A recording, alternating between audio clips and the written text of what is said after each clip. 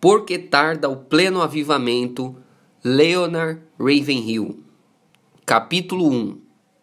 Com tudo que possuís, adquire a unção. Na igreja moderna, a reunião de oração é uma espécie de Cinderela. Essa serva do Senhor é desprezada e desdenhada porque não se adorna com as pérolas do intelectualismo, nem se veste com as sedas da filosofia, nem se acha ataviada com o diadema da psicologia, mas se apresenta com a roupagem simples da sinceridade e da humildade, e por isso não tem receio de se ajoelhar. O, entre aspas, mal da oração é que ela não se acha necessariamente associada a grandes façanhas mentais. Não quero dizer, porém, que se confunda com preguiça mental. A oração só exige um requisito: a espiritualidade. Ninguém precisa ser espiritual para pregar, isto é, a preparação e pregação de um sermão perfeito, segundo as regras da homilética e com exatidão exegética, não requer espiritualidade. Qualquer um que possa ter boa memória, vasto conhecimento, forte personalidade, vontade, autoconfiança e uma boa biblioteca pode pregar em qualquer púlpito hoje em dia. E uma pregação dessas pode sensibilizar as pessoas, mas a oração move o coração de Deus. A pregação toca o que é temporal, a oração o que é eterno. O púlpito pode ser uma vitrine onde expomos nossos talentos.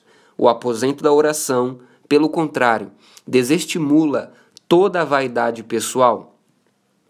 A grande tragédia de nossos dias é que existem muitos pregadores sem vida no púlpito, entregando sermões sem vida a ouvintes sem vida.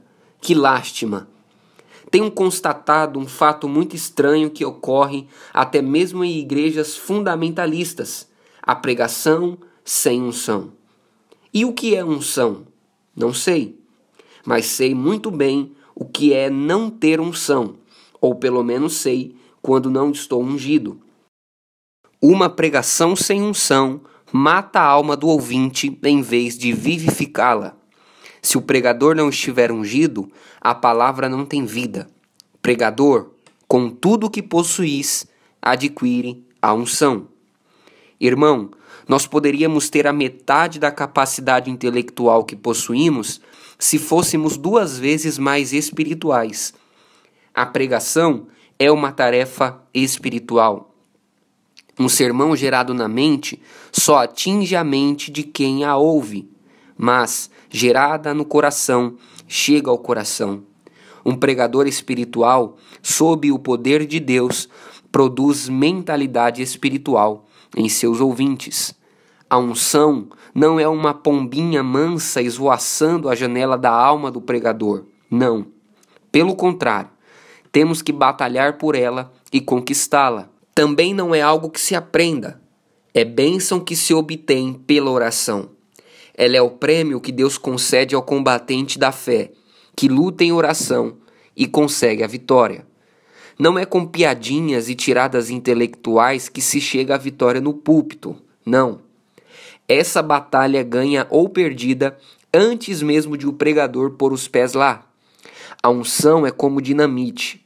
Não é recebida pela imposição de mãos, nem tampouco cria mofo se o pregador for lançado numa prisão. Ela penetra e permeia a alma, abranda-a e tempera-a. E se o martelo da lógica e o fogo do zelo humano não conseguirem quebrar o coração de pedra, a unção o fará. Que febre de construção de templos estamos presenciando hoje? No entanto, sem pregadores ungidos, o altar dessas igrejas não verá pecadores rendidos a Cristo. Suponhamos que todos os dias diversos pescadores saiam para o alto mar com seus barcos, levando os mais modernos equipamentos que existem para o exercício desse ofício, mas retornem sempre sem apanhar um só peixe. Que desculpa poderiam dar para tal fracasso? No entanto, é isso que acontece nas igrejas. Milhares delas estão abrindo as portas dominicalmente, mas não veem conversão. Depois tentam encobrir sua esterilidade, interpretando textos bíblicos a seu bel prazer. Mas a Bíblia diz: assim será a palavra que sair da minha boca, não voltará para mim vazia. E o mais triste em tudo isso é que o fogo que devia haver nesses altares encontra-se apagado ou arde em combustão muito lenta. A reunião de oração está morrendo ou já morreu. Com a atitude que temos em relação à oração, estamos dizendo ao Senhor que o que Ele começou no Espírito, nós terminaremos na carne. Qual é a igreja que pergunta a um candidato ao ministério quanto tempo ele passa diariamente em oração? A verdade é que o pregador que não passa pelo menos 2 horas por dia em oração não vale um vintém, por mais títulos que possua. A igreja hoje se acha como que postada na calçada, assistindo entre aflita e frustrada a parada dos maus espíritos de Moscou, que marcham pomposamente no meio da rua, respirando ameaças contra tudo que é amável e de boa fama. Além disso, no lugar da regeneração, o diabo colocou a reencarnação. No lugar do Espírito Santo, os espíritos guias.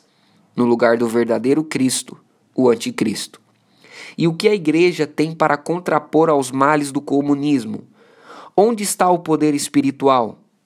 A impressão que se tem é que, ultimamente, uma forte sonolência tomou o lugar da oposição religiosa, nos púlpitos e também nas publicações evangélicas.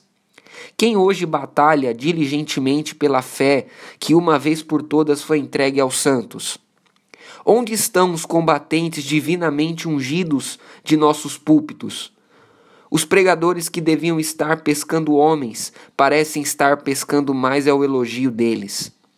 Os que costumavam espalhar a semente agora estão colecionando pérolas intelectuais. Imagine só semear pérolas num campo. Chega dessa pregação estéril, espiritualmente vazia, que é ineficaz, porque foi gerada num túmulo e não num ventre, e se desenvolveu numa alma sem oração e sem fogo espiritual. É possível alguém pregar e ainda assim se perder, mas é impossível orar e perecer. Se Deus nos chamou para o seu ministério, então, prezados irmãos, insisto em que precisamos de unção. Com tudo que possuís, adquire a unção. Senão os altares vazios de nossas igrejas serão exemplos vivos de nosso intelectualismo ressequido.